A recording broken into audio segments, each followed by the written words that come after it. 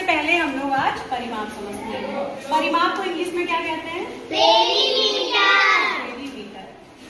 परि और माप दो चीजों से मिलकर ये बना है। परि मीन्स चारों ओर, माप मीन्स मापना। जैसे कोई भी आकृति हो, कोई भी आकृति जैसे बोलिए आप लोग। त्रिभुज, चतुर्भुज, पंचभुज, तो कोई भी आकृति हो, चाहे त्रिभुज हो, चतुर्भुज हो, पंचभुज हो, खष्टभुज हो, सप्तभुज हो, चाहे 10 भुज हो, चाहे जितनी भुजा वाली आकृति हो, चाहे आयत हो, चाहे वर्ग हो, कोई भी आकृति हो, उसमें जितनी भुजा है उसकी जो माप है उनको सबको माप डालो। अगर 10 भुज है तो उसमें 10 भुजाओं की माप को माप डालो, वही उस आकृति का परिमाप हो जाएगा। ठीक, जैसे ये चतुर्भुज है, मान लीजिए एक भुजा 14 सेंटीमीटर है, एक भुजा 15 सेंटीमीटर है, एक भुजा मान लीजिए 16 सेंटीमीटर है, एक भुजा मान लीजिए 18 सेंटीमीटर है। तो ये जितनी भी भुजा है सबको जोड़ डालिए, यही इस आकृति का मतलब ये चतुर्भुज है ना, यही इस चतुर्भुज का परिमाप हो जाएगा। अब परिधि, परिधि की इंग्लिश क्या होती है बेटा?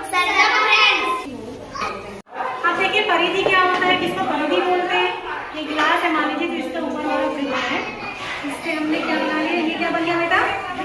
वृत्त। क्या बन गया? तो यही जो वृत्ताकार घेरा है ना, वृत्त के आकार का जो घेरा है, ये पूरी लंबाई को क्या बोलेंगे बेटा? परिधि। क्या बोलेंगे? परिधि।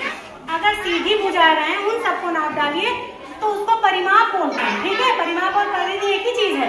लेकिन अगर कोई चीज वक्र के आकार का हो, गोल गोल हो, तब उसमें परिमाप को क्या बोलेंगे? परिधि बोलेंगे। समझ में आ गया? अब क्षेत्रफल क्या होता है समझिए। क्षेत्रफल हम केवल उन्हीं आकृतियों पर निकालते हैं जिनमें क्या होती है? लंबाई और चौड़ाई। ये क्या है बेटा? पटरी है। अगर इस पटरी को हम ब्लैक बोर्ड पर रखें, ब्लैक बोर्ड कैसा है? समतल है कि ऊबड़ खाबड़ है? समतल है, मतलब प्लेन है। अगर इस पटरी को हमने ब्लैक बोर्ड पर रखा तब ये अच्छे से पूरा रखी गई, कि अगर हमने मुट्ठी पर रखा तब ये अच्छे से रखी जा रही है समतल जगह पर ना। मुट्ठी पर रखे तो आधा हिस्सा तो किसमें है? हवा में है ना।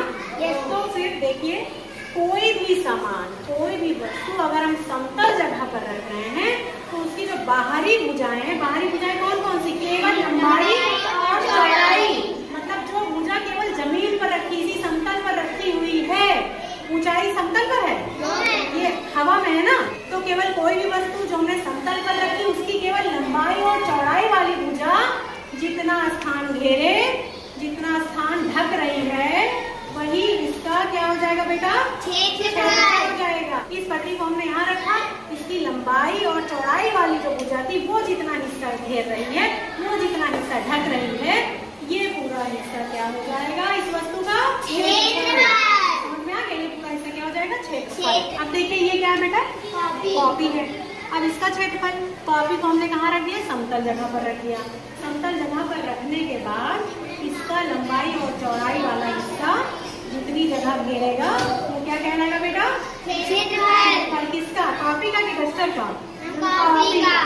ये कॉपी समतल जगह पर रखने पर जितना हिस्सा ढकी लंबाई और चौड़ाई वाला, वो इस कॉपी का क्या हो जाएगा बेटा? क्षेत्रफल। समझ में आ गया? ये पूरा हिस्सा क्या हो गया? क्षेत्रफल हो गया। अगर हम आपसे बोले कि इसमें कागज चिपकाइए, इस पूरे हिस्से में जितना कागज आएगा वही इसका क्या हो जाएगा? क्षेत्रफल हो जाएगा। इसी माचिस को अगर हम किसी समतल जगह पर रख दें और इसकी चौड़ाई और लंबाई वाला हिस्सा जो जगह घेर रहा है समतल जगह पर, वो इस माचिस का क्या कहलाएगा? क्षेत्रफल। मतलब ये पूरा हिस्सा क्या कहलाएगा? क्षेत्रफल। अब इस माचिस में हम कितना सामान रख पा रहे हैं, ये इस माचिस का क्या कहलाएगा? आयतन। समझ में आ गया? ये क्या है बेटा? रेखा। रेखा का क्षेत्रफल क्या होगा?